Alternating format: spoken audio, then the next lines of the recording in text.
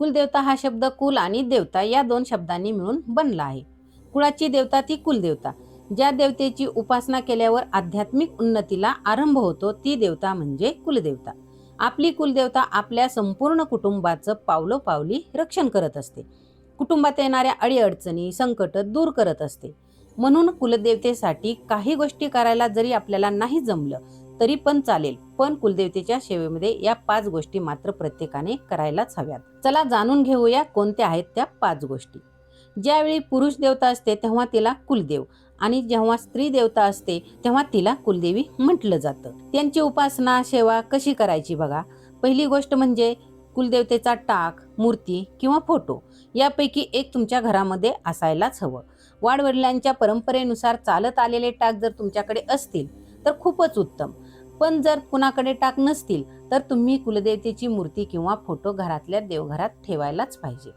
आणि नुसता ठेवायचा नाही तर त्याची नियमित श्रद्धेने भक्तिभावाने पूजा सुद्धा करायची आहे. आणि दुसरी गोष्ट म्हणजे तुमची जी कोणती कुलदेवी असेल त्या कुलदेवीच्या मंत्राचा जप कमीत कमी 1 माळ करावा. विवाहित स्त्रियांनी सासरच्या कुलदेवतेचा नाम जप करावा. बघा कित्येकांना त्यांची कुलदेवीच माहीत नसते, तर त्यांनी अगोदर आपली कुलदेवी कोणती आहे ते माहीत करून घ्यावं, म्हणजे ते पुढच्या पिढीला सुद्धा सोपं जाईल. तर आपली कुलदेवी कशी ओळखायची याचा व्हिडिओ आपल्या चॅनलवर टाकलेला आहे आणि त्याची लिंक कमेंट बॉक्समध्ये आणि डिस्क्रिप्शनमध्ये दिलेली आहे. तेव्हा तुम्ही तुमची कुलदेवी 100% नक्कीच जाणून घेऊ शकता आणि तिची सेवा उपासना करू शकता. तिसरी गोष्ट म्हणजे तुमच्या कुलदेवतेचा जो कोणता वार असेल त्या दिवशी खास करून विवाहित स्त्रियांनी या दिवशी उपवास जरूर करावा. त्यामुळं अडीअडचणी, संकट दूर होतात आणि कुटुंबाला लाभदायक ठरतं. आणि चौथी गोष्ट म्हणजे संपूर्ण कुटुंबानं वर्षातून एकदा तरी कुलदेवीच्या मूळ पीठावर किंवा मूळ ठिकाणी जाऊन श्रद्धेने भक्तिभावाने दर्शन घेऊन आशीर्वाद घ्यावा.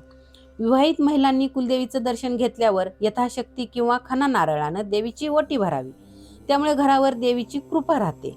आणि 5वी गोष्ट म्हणजे तुम्ही कुलदेवतेच्या दर्शनाला कोणत्याही दिवशी जाऊ शकता.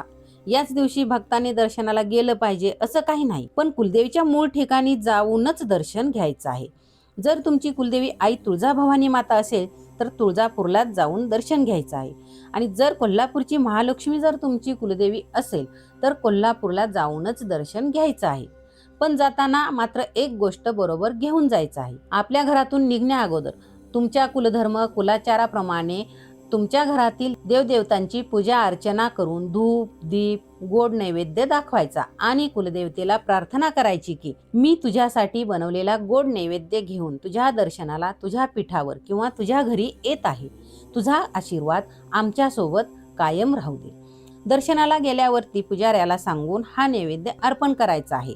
आणि त्यावेळेस तुम्ही श्रद्धेने भक्तिपूर्ण प्रार्थना करायची आहे की हे माते, तू आमची रक्षण करता आहेस. माझ्या या गोड नैवेद्याचा तू स्वीकार कर आणि तुमची जी काही गाराणी अडीअडचणी असतील ते सगळं मनातल्या मनात कुलदेवतेला सांगायचं आहे. ती निवारण्याची आणि मार्ग दाखवण्याची विनंती करायची आहे. बघा तुम्हाला याचा खूप चांगला अनुभव येईल.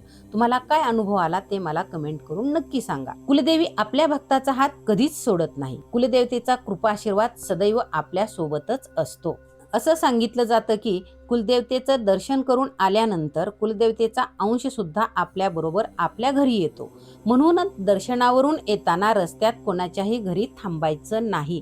मंदिरातून सरळ आपल्या स्वतःच्या घरी यायचं. आणि महत्त्वाचं म्हणजे कुलदेवीच्या दर्शनावरून येताना तिच्या चरणातील कुंकू आणायला अजिबात विसरायचं नाही. देवीच्या चरणातील कुंकवाला खूप म्हणजे खूपच महत्त्व आहे. कुलदेवीच्या चरणातील कुंकवाचं महत्त्व सांगणारा व्हिडिओ आपल्या चॅनलवर टाकलेला आहे. त्याची लिंक कमेंट बॉक्समध्ये आणि डिस्क्रिप्शनमध्ये दिलेली आहे. कुलदेवीच्या चरणातील कुंकू किती महत्त्वाचं आहे हे तुम्हाला नक्की समजेल. आपली कुलदेवी ही आपल्या घराची वंशाची रक्षण करते असते आणि म्हणूनच आपल्या कुटुंबामध्ये किंवा आपल्या कुळामध्ये सगळं काही सुरळीत चालावं, घरात सुख शांती समृद्धी नांदावी यासाठी आपल्या कुलदेवीची सेवा उपासना करायलाच पाहिजे. तुम्ही तुमच्या कुलदेवतेला जाताना कोणता नैवेद्य घेऊन जाता कमेंट करून मला नक्की सांगा. आणि अशाच आध्यात्मिक माहितीपूर्ण व्हिडिओसाठी आपल्या चॅनलला सबस्क्राईब करून बेल बटन प्रेस करायला विसरू नका, म्हणजे येणाऱ्या आपल्या नवनवीन व्हिडिओचे नोटिफिकेशन तुम्हाला मिळत राहील.